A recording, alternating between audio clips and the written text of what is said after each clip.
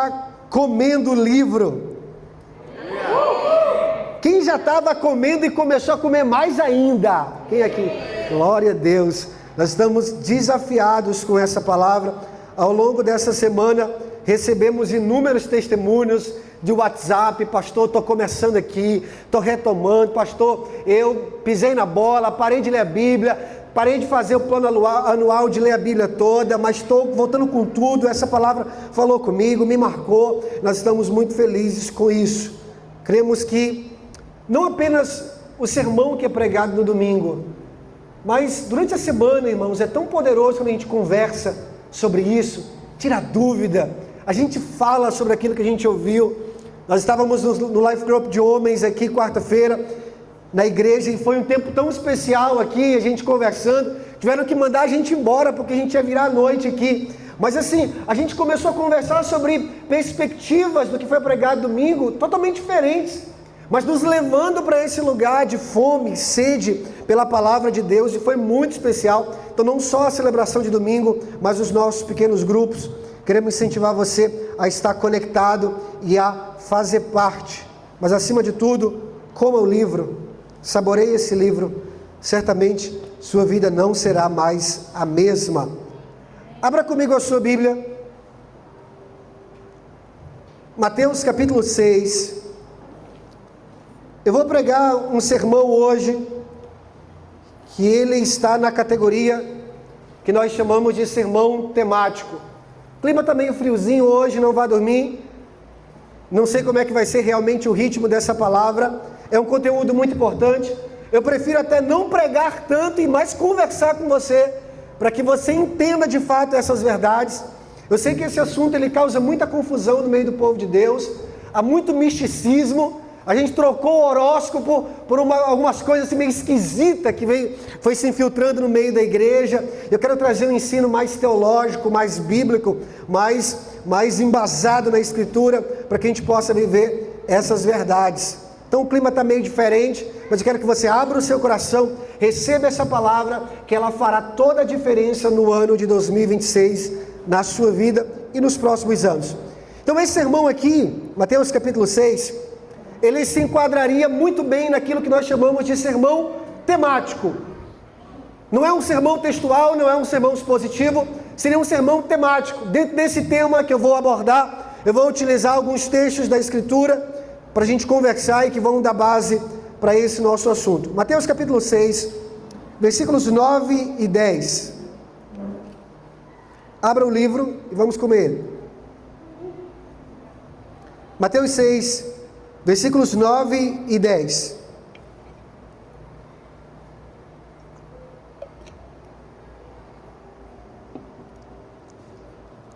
Diz assim: vocês, na minha versão NVI, vocês orem assim: Pai nosso que está nos céus, santificado seja o teu nome, venha o teu reino, seja feita a tua vontade. Romanos 12. E aí, Helena? Não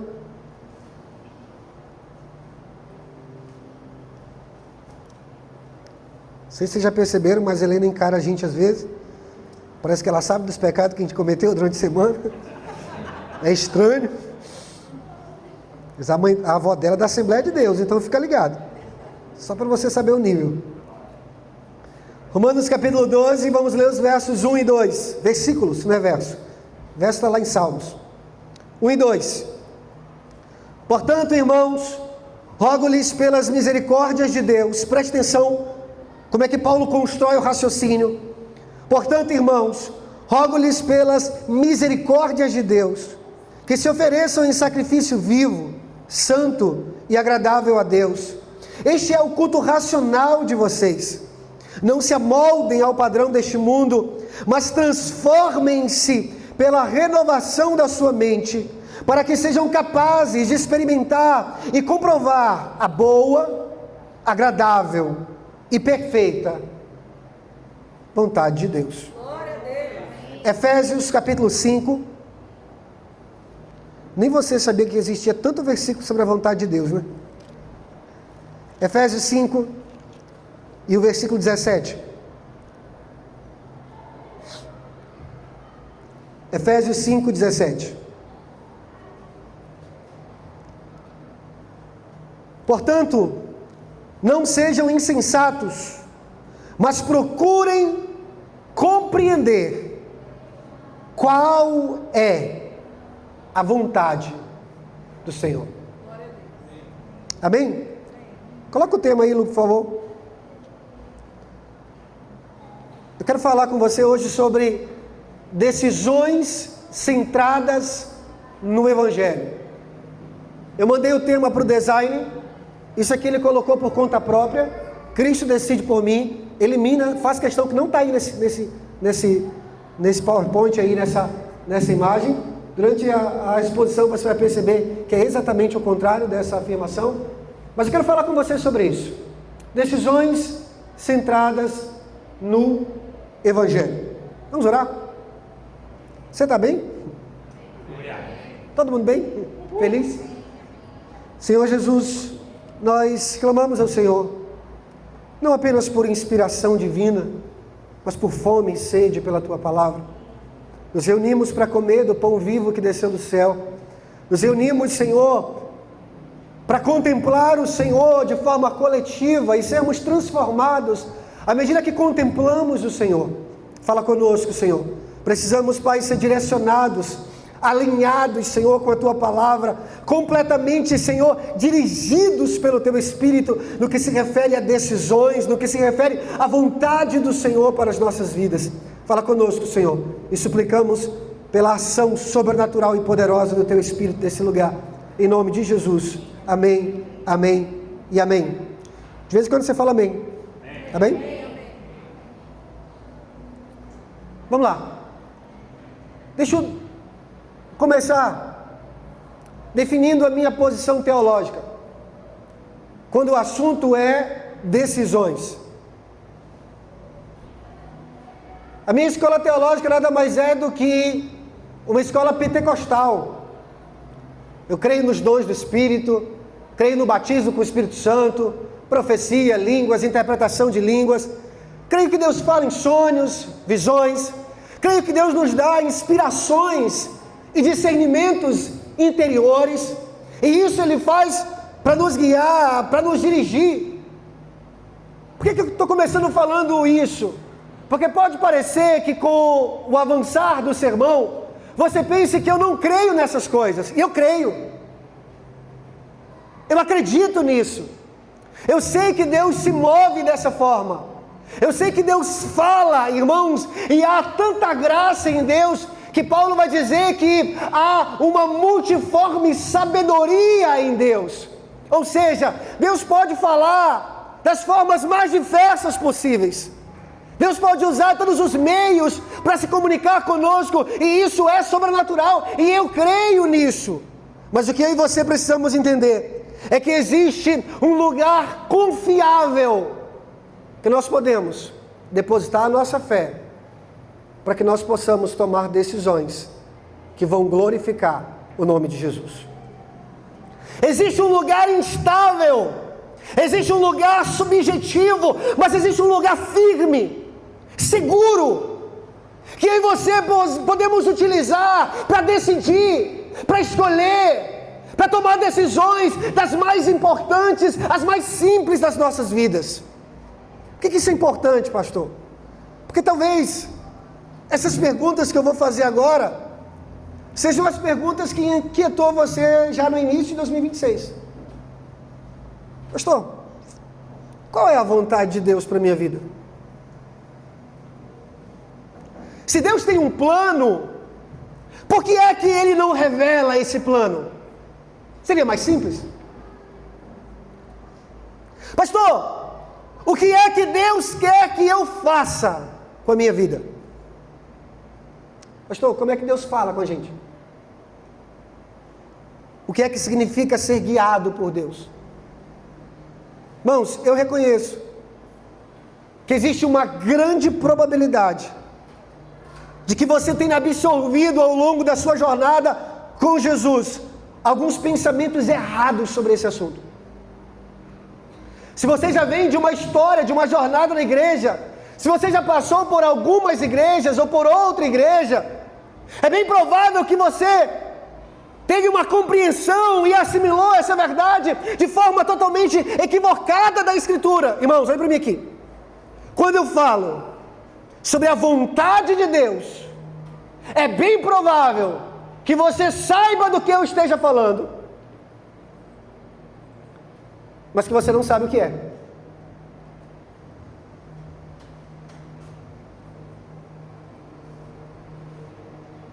Quando eu falo sobre a vontade de Deus, é bem provável que você esteja buscando ela, mas sem saber o que é de fato essa vontade. Talvez nós estamos pedindo algo que nós nem sabemos o que é, irmãos. Eu confesso, essa é uma das expressões mais desnorteantes, mais confusas dentro do ambiente cristão. Alguns estão orando por essa vontade, alguns acham que estão vivendo ou estão tentando viver essa vontade, alguns acham que estão muito distantes dessa vontade, alguns querem descobri-la, outros querem conhecê-la, outros querem compreendê-la, outros acham que é um mistério a ser revelado para alguns cristãos de forma especial, outros acham que Deus de forma individual tem uma vontade específica para cada um, e a confusão está instalada, irmão. Pastor, estou decidido. 2026, eu quero viver no... Olha como parece espiritual. Eu quero viver no centro da vontade de Deus. Pois bem, me diga onde Ele está.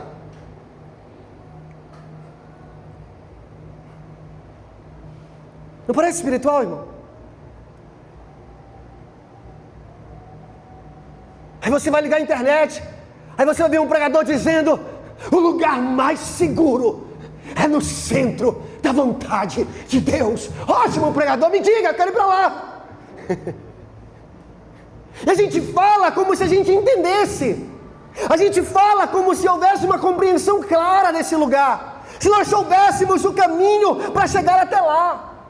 Irmãos, falando agora de forma clara e de forma bíblica, existem muitos aspectos individuais da nossa vida que a Bíblia não fala sobre eles. A Bíblia não diz aonde que você deve morar. A Bíblia não diz com quem você deve casar. A Bíblia não diz que faculdade você deve escolher. A Bíblia não diz se você deve ou não escolher essa ou aquela cidade para as suas férias. A Bíblia não diz que tipo de carro você deve comprar, se você deve alugar ou comprar uma casa, se você deve investir ou não na bolsa de valores. Não há uma clareza na Escritura. Sabe o que eu entendo? Deixa eu abrir um parênteses. Eu vou abrir muitos parênteses aqui. Sabe o que eu entendo? É que com crianças, preste atenção, com crianças, se nós damos uma ordem, nós precisamos estabelecer previamente exatamente o que nós queremos dela. Lá em casa pelo menos é assim. Um de 7 e um de 3. Ian, arrume o teu quarto. É muito genérico, irmão. Já arrumei. A gente vai lá, irmão. A cama estava... Já falei. Fiz o compromisso em casa que eu não ia falar mais deles aqui. Vou deixar isso para cumprir no próximo culto. Não fala para eles. Arruma o quarto. Irmãos, a cama está fora do lugar. Os brinquedos ele só empilhou lá em algum lugar. Irmão, na cabeça ele está arrumado. Agora sim a gente fala assim: arruma o quarto. Dobra o lençol. Coloca os brinquedos dentro do cesto. Os livros de escola no lugar dos livros de escola. E os tênis na gaveta do tênis. Pronto. Mas presta atenção. Isso é quando a gente fala com criança.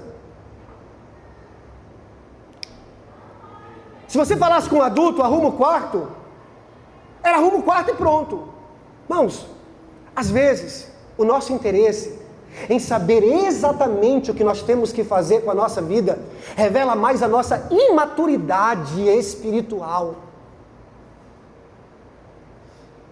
Revela mais a infantilidade que nós vivemos como cristãos. Sim, existe uma vontade revelada na Escritura e não! Deus não vai dizer exatamente o que você tem que fazer. É aí que nós entramos, irmãos, em um lugar totalmente perigoso.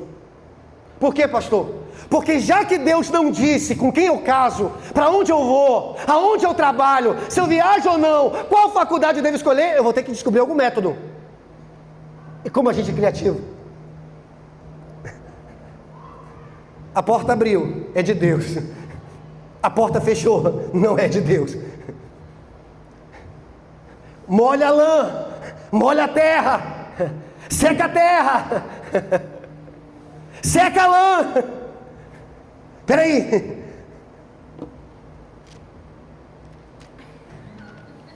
Não acontece aqui que nós já estamos comendo um livro, aprendendo a comer um livro.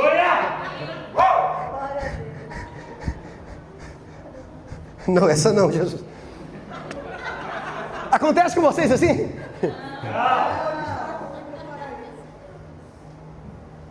Foi fazer igual a história do homem que ele, procurando uma palavra de Deus, foi tentar o método aleatório do versículo, abriu a Bíblia, colocou o dedo e abriu no texto que diz: e ele foi e se enforcou. Opa. Será que Deus está mandando me enforcar? Vou tentar outro. Ele abriu. Caiu outro versículo: aquilo que você tem que fazer, vai e faça depressa.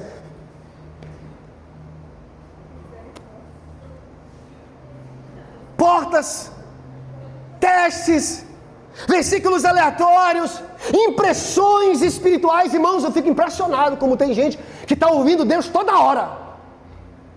Ah, irmão, o negócio aqui do coração é uma impressão, é um sonho, é uma visão. Fora o povo que só vê demônio. Tem um povo aí que só vê demônio. Pastor, o demônio está furioso com você. Irmão, você diz desde o dia que eu me converti.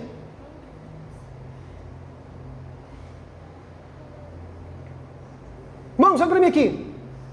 Eu comecei falando sobre qual é a minha escola teológica. Eu sou pentecostal, irmão. Eu só não deixo o menino rodar. Eu creio em tudo isso.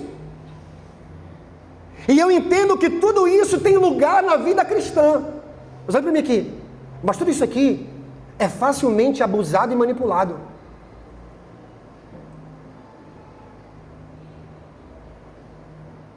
Tudo isso aqui, irmãos, pode ser facilmente abusado e manipulado. E o que é pior, pode tornar a vida cristã mística, supersticiosa, subjetiva e extremamente ansiosa. Por que você não decidiu ainda? Eu estou esperando uma confirmação para saber qual é a vontade do Senhor. Eu gostei do dia que a Cleide subiu aqui para fazer a transição. Ela falou uma coisa que me chamou muita atenção. Nós somos rápidos em orar por coisas que a gente sabe que tem que fazer e devagar demais em orar por coisas que a gente não sabe. A gente sabe que tem que ser generoso. A gente vai, não, Deus coloca no meu coração um espírito de generosidade. Eu devo ou não ofertar nesse projeto? Não, irmão, você sabe que tem que ser generoso. Aí outras coisas não, parece que é muito rápido para decidir. Irmãos, o risco que a gente corre com todos esses meios e métodos que a gente adquire para descobrir a vontade misteriosa, a vontade não revelada de Deus, torna a vida supersticiosa demais, mística, subjetiva. E tem muita gente não fazendo nada, tem muita gente passiva, tem muita gente neutra, numa posição, irmãos, que não avança, que não faz, porque está esperando saber qual é a vontade de Deus. Às vezes nós estamos pressupondo que Deus tem um plano individual, sabe? Que nós podemos descobrir esse plano exatamente, como um mapa, um caminho do tesouro. E se nós soubermos esse plano de forma antecipada, nós podemos tomar decisões mais que nos direcionem para esse lugar. Alguns têm a impressão desse plano, mas o problema, irmãos, começa a surgir quando a gente não sabe descobrir qual é esse plano. Como encontrar a chave para destravar esse lugar? Qual é o caminho para esse lugar? Em razão disso, nós vemos muitas pessoas frustradas na caminhada com Jesus. Pessoas que não fazem nada, pessoas que estão vivendo aquém daquilo que Deus espera para as suas vidas. Porque elas estão procurando o plano, o alvo, o centro da vontade de Deus. Elas querem descobrir qual é a vontade de Deus. E alguns irmãos estão desesperados. Por quê? Às vezes o problema não é entre uma decisão má e uma decisão ruim. E quando as duas decisões são boas? Psicologia ou medicina? São Luís ou Parnaíba? Ficar aqui ou mudar para o exterior?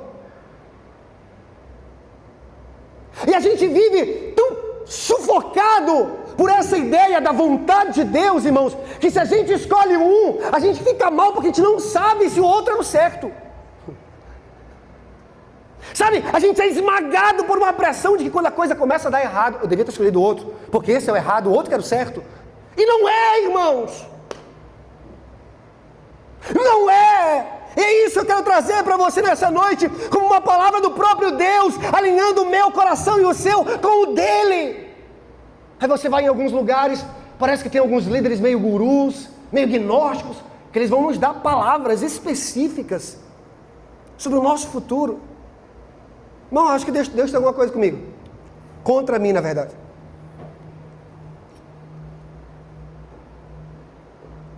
Todo mundo sonha. Todo mundo vê. Todo mundo recebe profecia. Eu não vejo. Eu não sonho. Não tem profeta falando comigo. E não que seja errado. Só que não encontro meu endereço, eu acho, não sei o que é. Aí nós vamos em lugares, irmãos, onde nós vemos quase que uma forma gnóstica de viver a fé. Porque tem gente propondo métodos, orações, experiências espirituais que vão nos fazer descobrir qual é esse plano. Irmãos, olha para mim aqui. É certo que de alguma forma esse desejo, ele nos empurra para um lugar, que é a parte positiva. Qual, pastor? A gente começa a orar mais, jejuar, ler a Bíblia. Eu quero descobrir qual é a vontade de Deus. Quero descobrir qual é o plano do Senhor para a minha vida. Mas sabe, ficar esperando receber uma confirmação, descobrir antecipadamente qual é o plano ou a vontade do Senhor, isso pode parecer muito santo e piedoso, mas isso só promove ansiedade no nosso coração. Isso só promove uma fé, irmão, que não é nem real, é uma fé ideal, onde constantemente nós esperamos que Deus nos diga o que é que nós temos que fazer.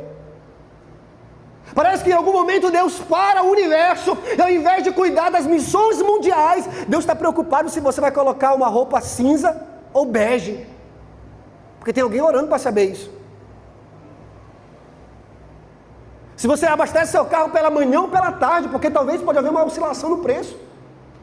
Irmãos, as coisas mais absurdas do mundo, pode parecer ser piedoso, pode parecer ser santo, mas tem pessoas, irmãos,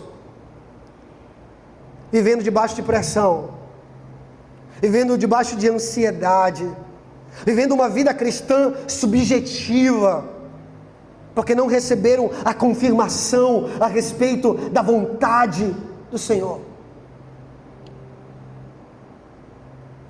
Quais são as áreas que normalmente nós costumamos viver isso? Deixa eu exemplificar aqui para ficar mais fácil. Familiar, por exemplo. Eu namoro ou não aquela pessoa? Eu caso ou não? Eu tenho mais um filho ou não? Será que é hora de comprar um imóvel? Vou mudar para uma área mais profissional. Qual curso ou faculdade eu vou escolher? Qual emprego eu devo escolher? Será se eu estou no ramo certo de trabalho? Será se eu tento uma pós-graduação? Vamos para a vida ministerial? Na igreja? Será se eu escolho essa ou aquela igreja? Em qual ministério Deus quer que eu me envolva? Deus quer que eu seja um missionário, um pastor? Irmãos, essas perguntas ilustram o quão difícil é a nossa vida às vezes, em busca de compreender, ou de descobrir qual é a vontade do Senhor. Enquanto tem gente orando muito e não fazendo nada, tem gente fazendo um monte de coisa, sem parar para pensar na vontade do Senhor. Tem gente que não está fazendo nada, só ora para descobrir a vontade do Senhor e não faz nada. Por outro lado, tem alguém que está fazendo muita coisa, sem ao menos parar para pensar sobre a vontade do Senhor. Você percebe que a mensagem, o sermão que eu estou pregando, não está nos conduzindo nem para o lado A e nem para o lado B, mas para um lugar de equilíbrio. Pastor, tu quer dizer que eu vou viver a vida sem me preocupar com a vontade do Senhor? Não! Eu quero que você realmente compreenda o que é a vontade do Senhor. O que é essa vontade que Deus tem para a minha e para a sua vida? Você vai encontrar isso, irmãos, sendo usado com diversas nomenclaturas, mas na verdade a ideia teológica é a mesma. Existem pelo menos duas. A terceira é o que nós estamos em busca e que você vai descobrir que é irreal. Existem pelo menos dois lados dessa verdade a respeito da vontade de Deus. Você vai encontrar isso em outras palavras, mas em suma é a mesma coisa. Primeira coisa, é a vontade do decreto de Deus. Ou seja, Deus é soberano, Ele tem um plano, e esse plano vai se cumprir. Quer você queira, quer não. É a vontade imutável e fixa de Deus. Deus é soberano sobre tudo. Quero que você perceba esse detalhe da soberania de Deus, porque quando nós falamos sobre a soberania de Deus, nós falamos que até em meio aos nossos erros e fracassos, o plano soberano de Deus vai se cumprir. Conosco ou sem nós. Através de nós ou apesar de nós, existe um plano soberano e Deus vai cumprir esse plano. É um decreto de Deus. Por esse decreto, irmãos, todas as coisas vão cooperar para o bem daqueles que o amam. Por esse decreto, nenhuma folha cai sem a autorização do Senhor. Por esse decreto, irmãos, a imutabilidade de Deus nos coloca em um lugar seguro. Não obscuro. Não um labirinto que nós não sabemos a saída, mas um lugar seguro, porque independente do Lúcio, a vontade de Deus se cumprirá. Esse é o primeiro lado da moeda, irmãos. É o decreto de Deus. Você vai ver inúmeros textos na Escritura sobre isso. Sobre a soberania de Deus. Um outro lado dessa mesma moeda é a vontade do desejo de Deus. Perceba que por um lado eu falo sobre a soberania de Deus. Por outro, eu falo sobre a nossa responsabilidade como homens, como mulheres. Se por um lado, pela soberania de Deus, Deus determina e vai acontecer. A vontade do desejo de Deus é aquilo que Deus espera de mim e de você. Deus espera que nós sejamos santos. Deus espera que nós não amemos o mundo. Deus espera que nós o sirvamos com alegria. Mas aí entra a minha resposta, a minha responsabilidade em relação à vontade do Senhor. Mas existe uma terceira via que é que tem causado muita confusão. É a vontade da direção de Deus. E é essa que muitos estão esperando descobrir. Essa é a vontade secreta que nós estamos tentando descobrir antes de fazer qualquer coisa. Pastor, então Deus tem uma vontade específica para a minha vida? Irmãos, sim, Deus tem um plano para as nossas vidas.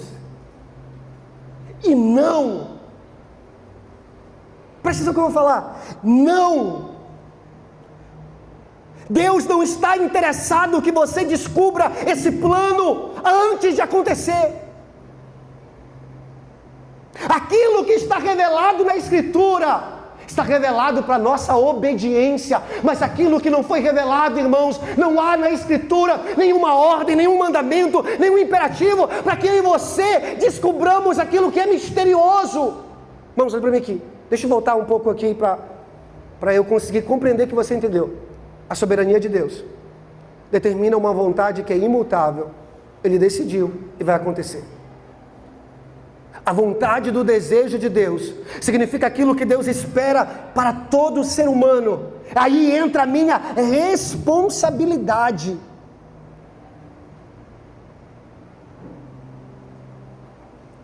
E o que nos dá segurança, pastor, em tudo isso?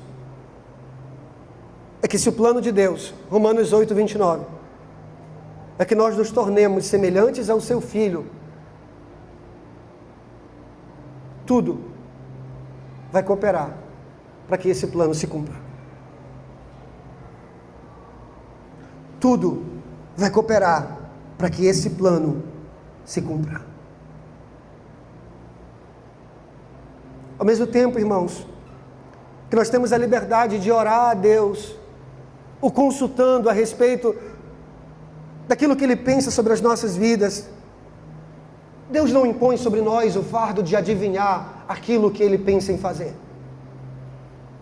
Deus não impõe sobre nós o fardo pesado de que nós devemos saber sobre tudo antecipadamente. Olha para mim aqui, sinceramente, confiar na soberania de Deus é bom. Seguir o desejo de Deus para as nossas vidas, isso é ser obediente. Apostar na vontade da direção de Deus, esse plano misterioso e secreto que nós queremos descobrir, pode ser um caos.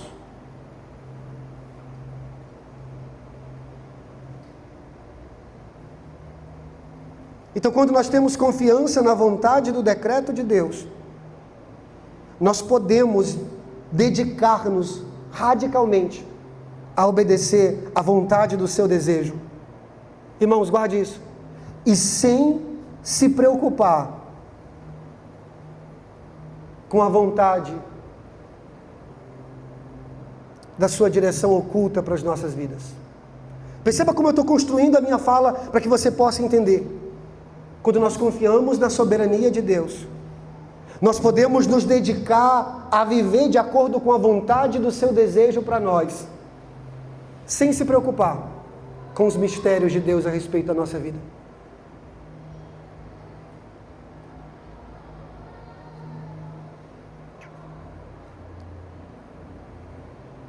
Portanto, nós precisamos parar de implorar para Deus nos mostrar o futuro e começar a viver sabendo que Ele já conhece o futuro. Nós precisamos parar com a ideia de que Deus vai nos revelar antecipadamente aquilo que vai acontecer e começar a viver confiantes de que Ele é soberano, de que Ele conhece o futuro, de que Ele já está lá, antes mesmo de eu e você chegar lá. Eu gosto de uma afirmação do Kevin DeYoung, gosto muito do texto dele. Kevin DeYoung diz o seguinte: Deus não é uma bola mágica que chacoalhamos e consultamos sempre que precisamos tomar uma decisão. Ele é um Deus bom que nos deu um cérebro. Vou repetir. Deus não é uma bola mágica, uma bola de cristal, que assim todas as vezes que precisa decidir, a gente vai lá e passa a mão e quer descobrir qual é o futuro. Não! Deus nos deu um cérebro.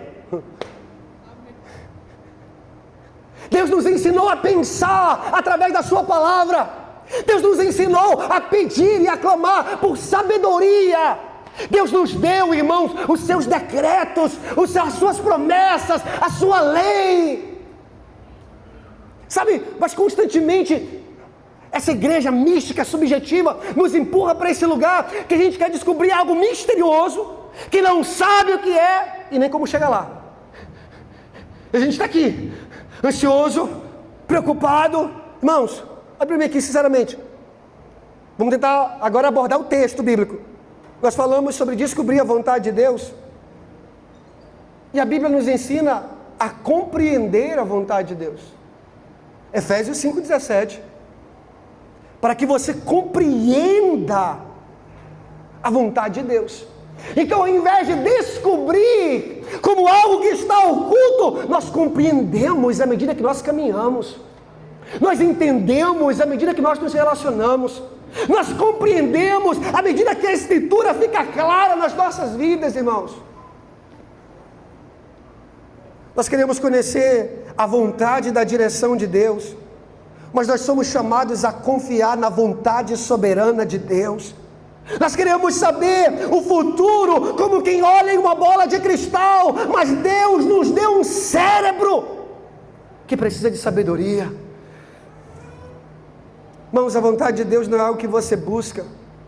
A vontade de Deus é aquilo que você compreende. A vontade de Deus não é um mapa da mina a ser desenterrado em algum lugar. A vontade de Deus é um relacionamento que nós experimentamos dia após dia. Pastor, por que Deus não revela tudo antes? Irmãos, Ele sabe. Ele sabe.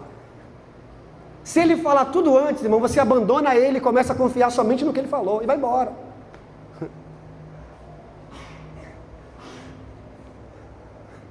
Irmãos, confiar que Deus é soberano é depender dEle todos os dias.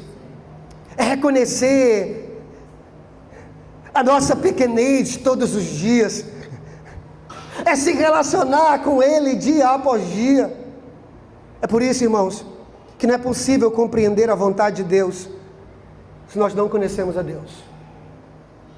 É por isso que tem muita gente em busca de profetas, muita gente confiando ainda na caixinha de promessa, no versículo que aparece na tela do celular todo dia. Cuidado, irmãos. Deus nos chama para conhecer a sua palavra. Deus nos chama para andar com Ele. Deus nos chama para compreender aquilo que Ele está fazendo, à medida que nós vemos Ele fazer. Alguém pode falar, pastor, mas não é só uma questão de fé? Tipo, eu tenho fé e Deus...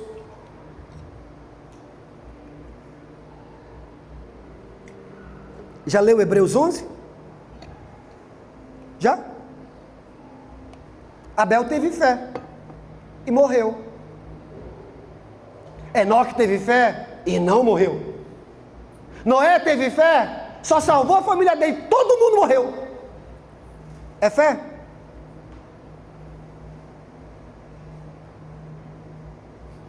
Você percebe? Quer dizer que Deus não estava controlando quando somente salvou uma família e todo mundo da sua época morreu? Quer dizer que Deus não tinha poder de salvar Abel antes de Caim tentar assassiná-lo? Quer dizer que Deus se confundiu a levar Enoque para estar com ele? Irmãos, nós estamos sendo chamados a conhecer a Deus. Ao invés de falar sobre buscar, descobrir a vontade de Deus, nós precisamos falar sobre seguir a direção de Deus. Olha para mim aqui, sinceramente, mais importante do que saber o lugar para onde você está indo, é você conhecer a pessoa que te mandou sair do lugar.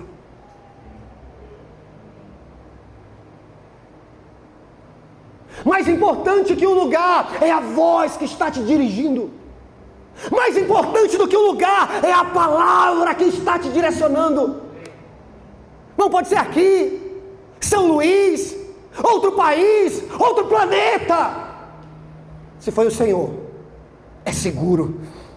É como aquela palavra que Jesus falou para Pedro no meio do mar. Vem! Ele pisa, irmãos, é firme, é seguro, é estável, porque é a palavra de Deus.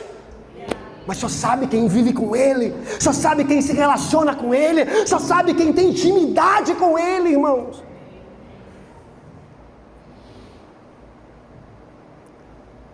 Nós somos chamados a seguir a direção de Deus.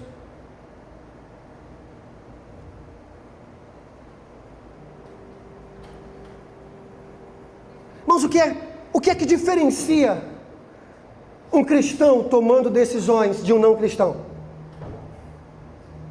A gente precisa pensar nisso. Eu tenho certeza, irmãos, que tem muita gente tomando decisão centrada em si mesmo. E esse é o ponto da minha mensagem. Em que nós somos diferentes dos não cristãos? Como é que um cristão decide? Como é que nós podemos tomar decisões à luz do Evangelho da glória de Cristo? Irmãos, olha para mim aqui, sinceramente. Se as nossas decisões é só porque o salário é mais alto, você não tem nada de diferente do ímpio. É só porque o lugar é mais confortável, é só porque é melhor. Não tem nada diferente do que do não crente. Se nós estamos tomando decisão apenas porque uma oportunidade apareceu, não tem nada diferente do não crente, irmãos. Essa é a pergunta que nós precisamos fazer essa noite. O que é que difere a minha vida daquele que não serve a Deus, daquele que não segue a Deus? Como é que eu estou tomando as minhas decisões? Irmãos, eu não pretendo transformar você em um tomador de decisão hiperracionalista, que exclui qualquer ação divina ou sobrenatural. Pelo contrário. Pelo contrário. Eu quero que você conheça o Senhor. Eu quero que você compreenda a sua vontade e aprenda a ser dirigido com sabedoria nas suas decisões. Deixa eu tentar tornar isso aqui mais didático ainda. Primeiro, a Bíblia não fala sobre cada decisão que você precisa tomar.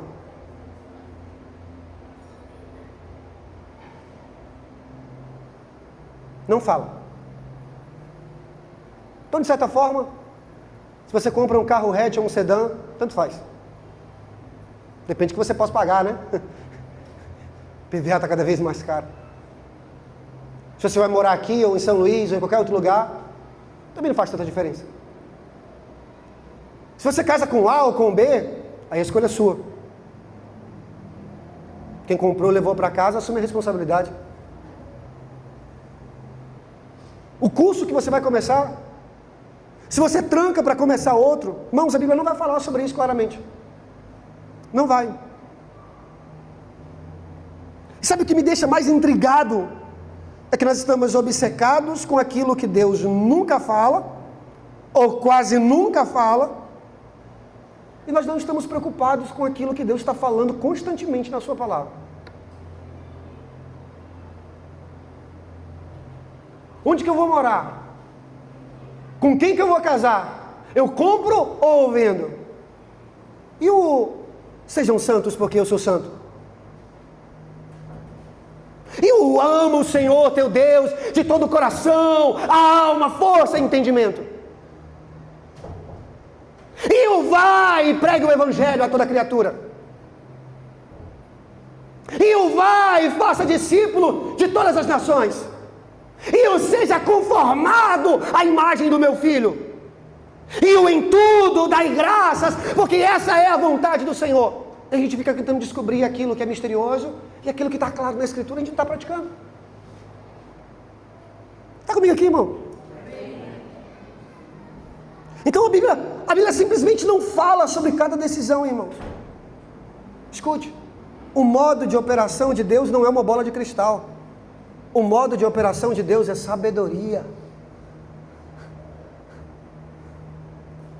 Romanos 12, de 1 a 2. Rogo-vos, pois, irmãos, pelas misericórdias de Deus. Olha como ele começa o texto. Rogo-vos, pois, irmãos, pelas misericórdias de Deus. No final do versículo 2 ele vai dizer: para que experimenteis qual seja a boa, agradável e perfeita vontade de Deus. Pastor, qual é o ponto de partida das minhas decisões? Não é o futuro, mas são as misericórdias de Deus. Não é o futuro, irmãos, é o Evangelho. Eu não decido por causa do futuro, eu decido por causa do Evangelho que transformou a minha vida. Eu não decido, irmãos, de acordo com a oscilação da bolsa de valores, porque isso agora é uma coisa, aí amanhã já é outra coisa. Não, eu decido porque um dia eu olhei para o madeiro, Cristo estava lá, Deus enviou seu Filho, eu criei nesse Filho, agora eu faço parte de uma família, de outro mundo, de outro rei, com uma outra constituição. Você entende? Você está comigo aqui? Então, antes de falar da vontade de Deus, Deus nos lembra das suas misericórdias. Por quê, pastor? Porque a graça, irmãos, é o chão para as nossas decisões. Não é quanto dinheiro a gente vai ganhar, não é quanto vai ficar mais confortável, não é quanto vai ser melhor. Não, não, não. É a graça, é o chão das nossas decisões. A Bíblia não apresenta a decisão de um cristão como um ato místico. Você não vai ver em nenhum lugar. A Bíblia apresenta a decisão de um cristão como alguém que teve a mente renovada pelo Evangelho. Rogo-vos pelas misericórdias de Deus, que apresenteis o vosso corpo por sacrifício vivo, santo e agradável a Deus, que é o vosso culto racional, e não vos conformeis com este século, mas transformai-vos pela renovação da vossa mente. Antes de ser algo misterioso, místico, horoscópico, não sei nem que existe essa palavra, eu vim de inventar agora. É uma mente renovada. Tem um teólogo que ele chama isso de um bom senso santificado.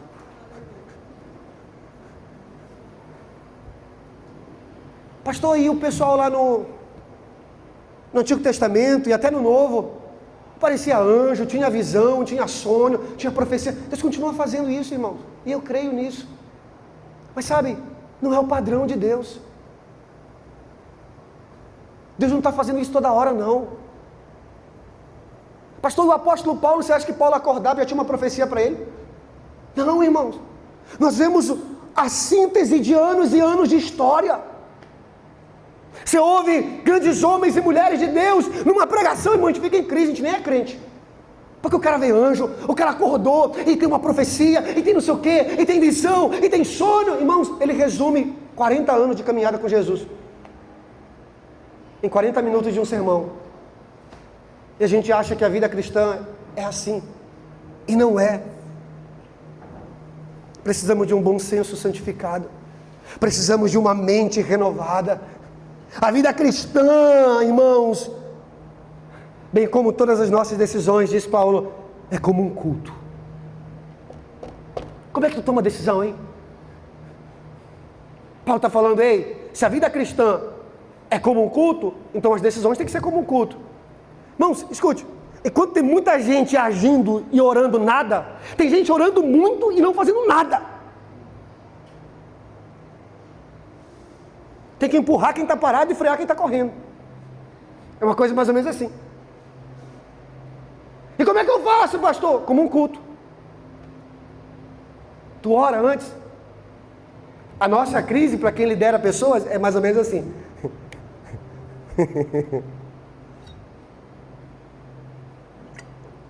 Pastor, eu já comprei passagem. A mala já está lá fora.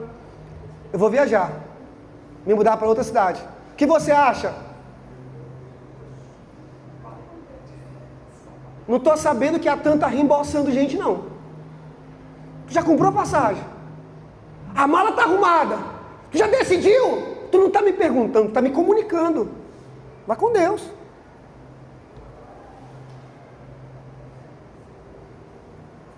Escute, líderes. Não se coloquem na posição de guru de ninguém, que diz o que deve e o que não deve fazer. Porque no final, se tudo der errado, o culpado é você.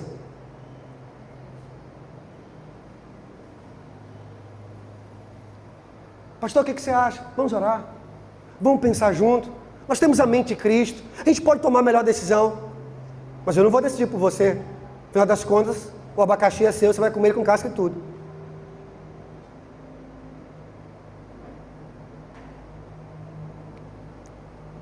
Vida cristã, assim como as nossas decisões, irmãos, é como um culto. Então olha para mim aqui, sinceramente. Então não é sobre escolha certa. Não estou falando sobre coisa certa e coisa errada. Preste atenção, por favor. Eu estou falando quando as duas opções são boas. Não há nada que é contrário à Escritura. Escuta. Então no fim das contas, não é sobre a escolha certa. É sobre a escolha sábia. A Bíblia não nos orienta a pedir que Deus nos revele o futuro. A Bíblia nos manda, se você precisa de sabedoria, peça, e eu te dou, gratuitamente. Como assim, pastor? É isso. Deus não enviou uma bola de cristal. Ele enviou um filho.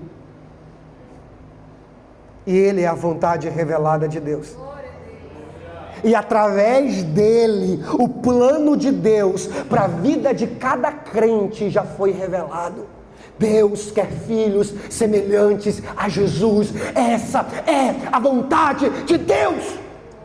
Paulo vai dizer que nós fomos predestinados, eleitos antes da fundação do mundo para sermos iguais a Jesus. Essa é a vontade de Deus, revelada, clara. Um filho. Deus não quer que a gente viva obcecado com o futuro. Não é assim, irmãos, que Deus opera. Deus age através de uma mente renovada. Deus age através de uma mente renovada. Seu modo de operação não é uma bola de cristal. Seu modo de operação é sabedoria. A segunda coisa, irmãos, que nós precisamos entender é que Deus tem um plano específico para a nossa vida. Sim. Mas Ele espera, ou melhor, Ele não espera que a gente descubra esse plano antes de cada decisão. Deus nunca prometeu, irmãos, esse estilo de vida. Nós não estamos ignorando os dons do Espírito, as manifestações sobrenaturais, como Deus se moveu no Antigo e no Novo Testamento. Não. Nem mesmo para quem Deus apareceu de fato, Ele revelou exatamente como seria o seu plano. Lembra de Abraão? Pega tudo. Só faz as malas. Vai para um lugar. No caminho, eu te conto. Abraão olhou para Deus e falou: não diga mais nada. Arrumou tudo e foi embora. Hebreus 11:8 vai dizer que sem saber para onde ia, Deus não disse antecipadamente qual era o lugar. Deus não falou, irmãos, sobre o destino final. Não, você tem muito crente pobre de Bíblia, acreditando em gente que vai revelar o destino, que vai te dar o futuro, a chave para o teu destino, para o teu propósito, que vai destravar. Ei, palhaçada tudo isso. Vai ler a Bíblia. Estão falando de um homem, irmãos, que era amigo de Deus. Está numa patente muito maior que a minha como pregador. Deus só falou: vai, no caminho eu te falo. Porque não é o padrão de Deus. E tem gente esperando Deus falar tudo, ipsiliteris, que Ele deve fazer. Irmãos, decidir de acordo com a vontade de Deus é algo que se aprende caminhando com Deus. Não é tentar adivinhar o futuro, é viver uma vida obediente à palavra. Deus falou, eu vou, eu não sei para onde é, eu apenas obedeço, quem manda é Ele, quem obedece sou eu, e pronto. É assim, irmãos. Pastor, como é que foi para você vir para Chapadinha? Irmão, não ouvi uma voz, não vi um anjo, não tive visão, nem visagem, nem sonho, nem nada. Deus mandou a gente pregar o Evangelho, irmão.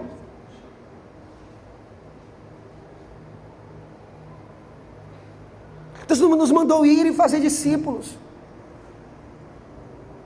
Existe uma mulher missionária, Sophia Miller. A história dela é incrível, você vai encontrar na internet.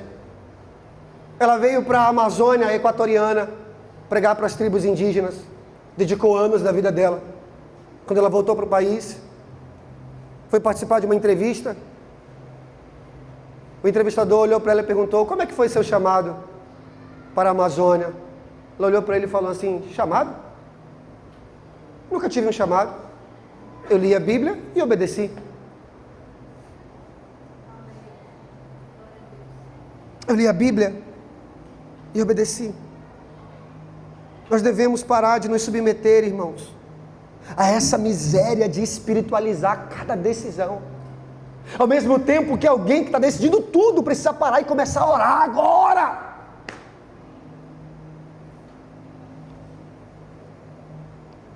Quando nós hiperespiritualizamos as nossas decisões, nós podemos criar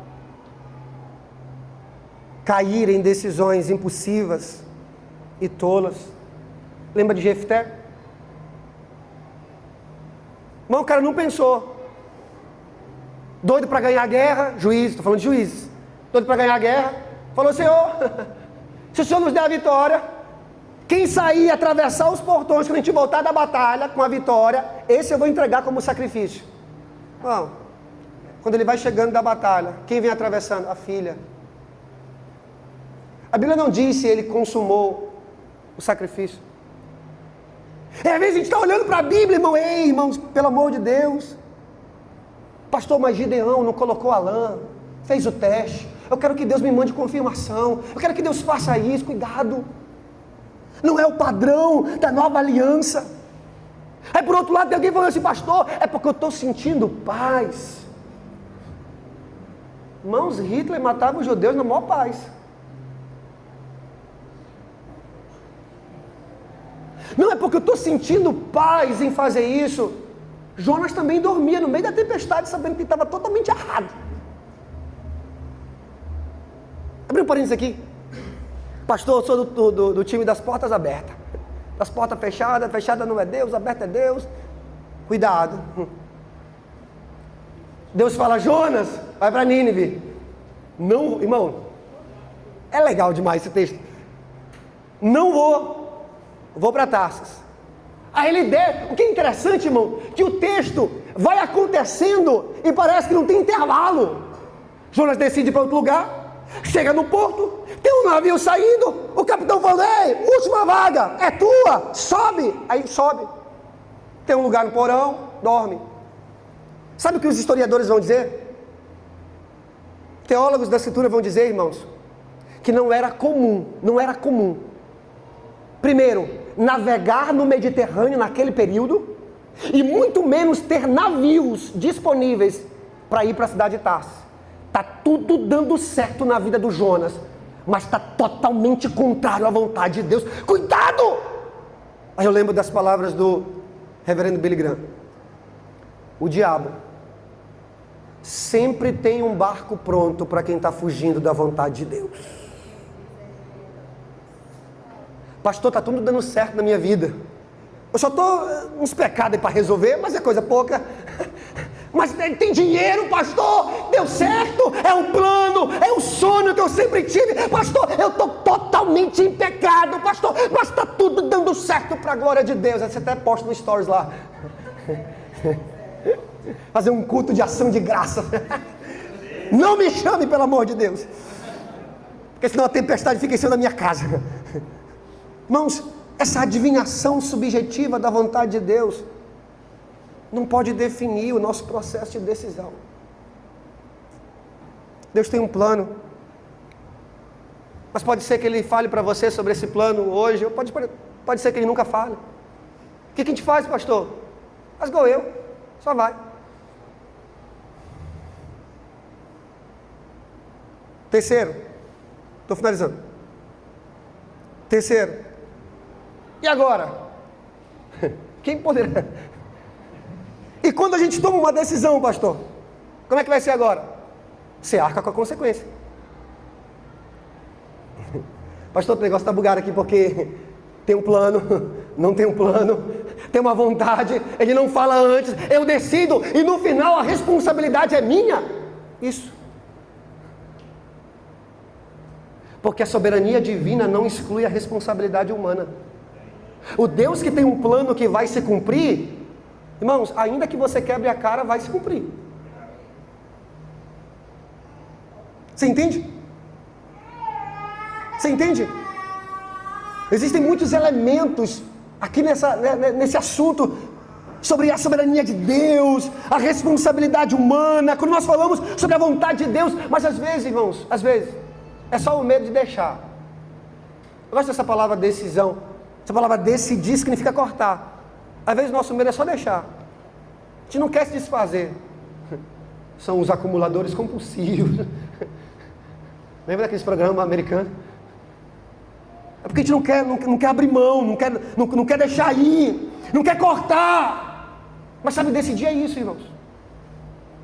Quem casou, cortou todas as outras mulheres. Não é que quem está solteiro tem todas. Não. Não significa isso. Hã? É para não ter nenhuma. Até que Deus tenha misericórdia da sua vida. Quando tomamos uma decisão, irmãos, nós arcamos com a consequência. Não tem como eu usar só esse tempo dessa pregação para explicar, porque isso tem a ver com a soberania de Deus e a responsabilidade do homem. Mas é exatamente isso que a Escritura diz. Vou te dar um texto. Atos 4, 27 e 28.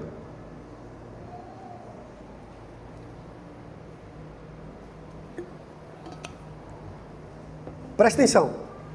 De fato, Herodes e Pôncio Pilatos reuniram-se com os gentios e com o povo de Israel nessa cidade para conspirar contra o teu santo servo Jesus, a quem ungiste. 28. Fizeram que o teu poder, presta atenção, fizeram o que o teu poder e a tua vontade previamente haviam decidido que acontecesse. Irmãos, quem matou Jesus? Sinceramente. Não, lá na hora lá, quem decidiu? Pilatos, Herodes. Quem executou? Os soldados. O centurião estava lá para garantir que ele seria morto naquela cruz. Irmãos, nós vemos homens responsáveis pela morte de Jesus. Mas a soberania de Deus está por trás de tudo isso.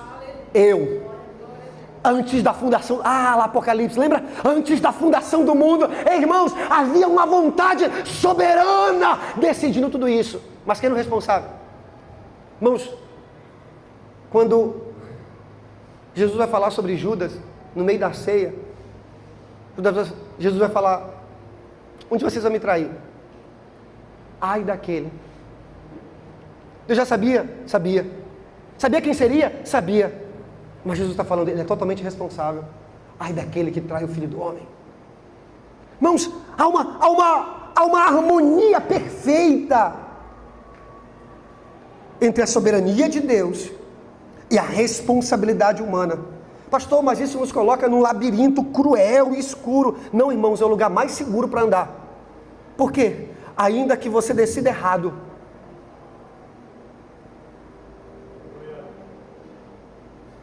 ainda que você não saiba o futuro, ainda que você não tenha certeza do próximo passo, Ele é soberano. Ele sabe exatamente o fim. No início, Ele revela o fim. Ele é o alfa, e Ele é o ômega. Ele é o princípio, e Ele é o fim. Ele é Deus.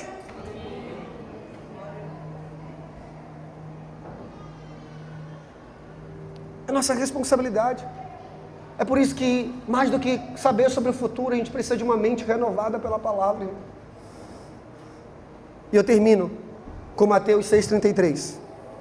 Pastor, e não existe uma maneira melhor de andar nessa vontade? Não existe uma maneira mais coerente? Existe, irmãos. É a maneira de Jesus. Mateus 6, eu vou ler do versículo 25. Mateus 6. Irmãos, eu sei que eu falei muita coisa, ao invés de responder, eu só criei mais pergunta.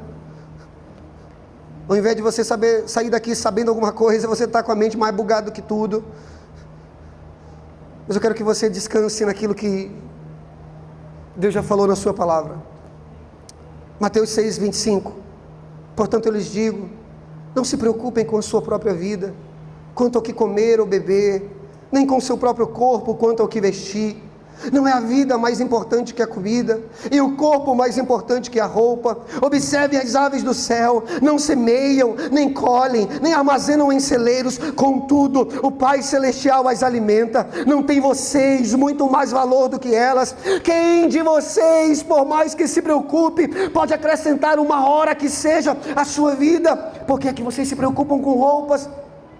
Vejam como crescem os lírios do campo, eles não trabalham nem tecem. Contudo, eu lhes digo que nem Salomão, em todo o seu esplendor, vestiu-se como um deles. Se Deus veste assim a erva do campo, que hoje existe, amanhã é lançada ao fogo, não vestirá muito mais a vocês, homens de pequena fé? Portanto, não se preocupem dizendo que vamos comer, que vamos beber ou que vamos vestir, pois os pagãos é que correm atrás dessas coisas, mas o Pai Celestial sabe que vocês precisam delas. Busquem, pois, em primeiro lugar o reino de Deus e a sua justiça, e todas essas coisas lhes serão acrescentadas. Portanto, não se preocupem com o amanhã, pois o amanhã trará as suas próprias preocupações. Basta cada dia o seu próprio mal. O que você quer dizer com isso, pastor? Não se preocupe sobre o futuro. Se preocupe em buscar o reino de Deus em primeiro lugar.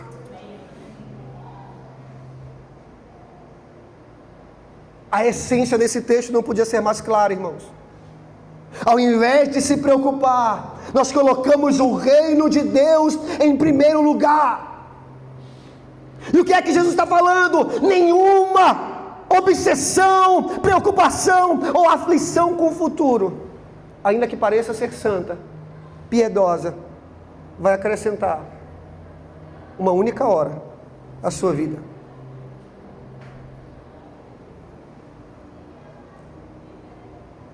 Irmãos, pode parecer que são apenas hábitos, preocupação e ansiedade.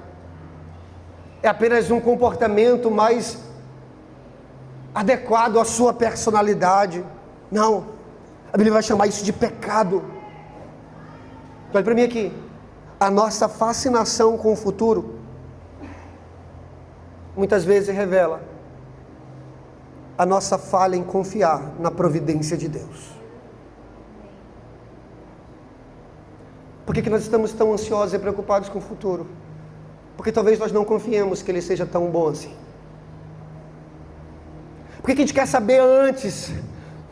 Porque talvez a gente não descansou ainda, confiando que Ele é um bom Pai. Irmãos, a maneira de Deus não é mostrar como será o amanhã, nem dizer exatamente qual decisão nós devemos tomar. Essa não é a maneira de Deus. Essa não é a maneira da fé. Qual é a maneira de Deus, pastor? É dizer que Ele já conhece o amanhã. Não é que você vai conhecer o amanhã, é que Ele conhece o amanhã. Não é que você vai saber sobre o futuro, é que Ele já conhece o futuro. Ele cuida de nós. E por isso nós não devemos nos preocupar. Ao invés de viver ansioso e preocupado, na nossa busca em descobrir qual é a vontade de Deus, nós precisamos começar a colocar o reino de Deus em primeiro lugar, e a sua justiça, e todas as demais coisas serão acrescentadas. Escute, a decisão de permanecer no centro da vontade de Deus não é a escolha entre essa ou aquela cidade, não é a escolha entre esse curso e aquele, não é a escolha entre com essa ou aquela pessoa nós vamos casar. É a decisão diária de buscar o reino de Deus. Irmãos, estamos buscando o reino de Deus ou o nosso?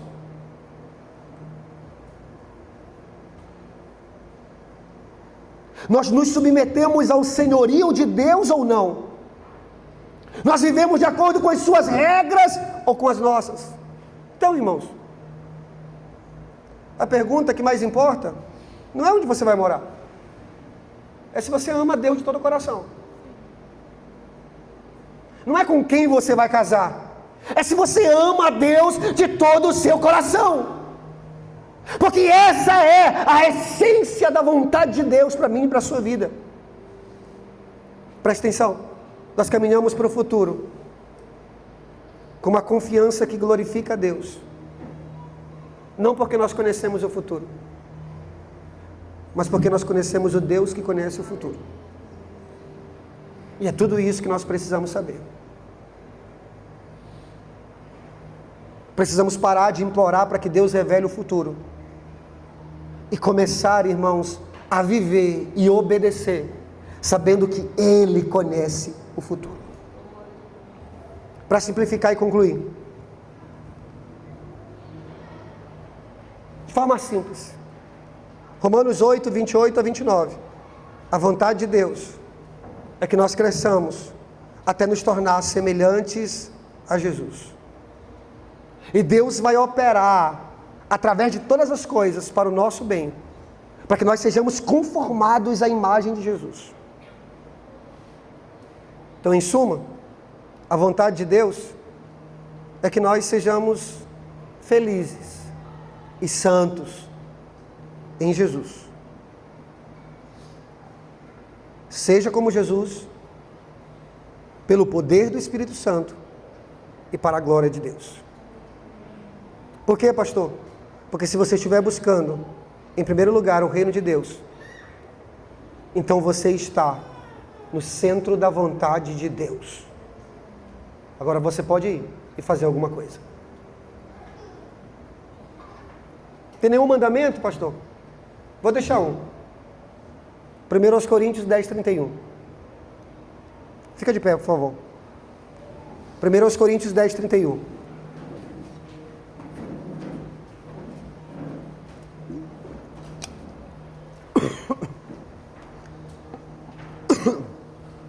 Pastor, amanhã tem decisão para tomar.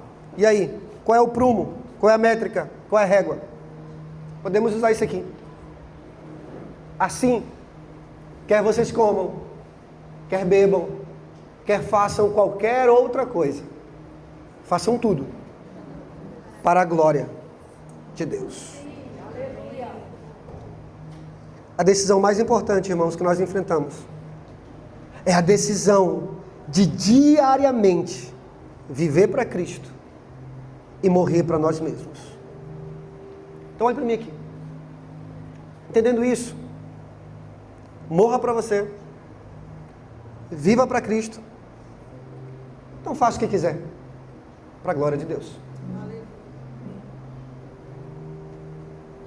Se fizermos essas duas coisas, nós vamos estar livres de achar que nós temos que realmente saber quem é a pessoa, quem é o lugar, qual é o curso, se vai, se não vai.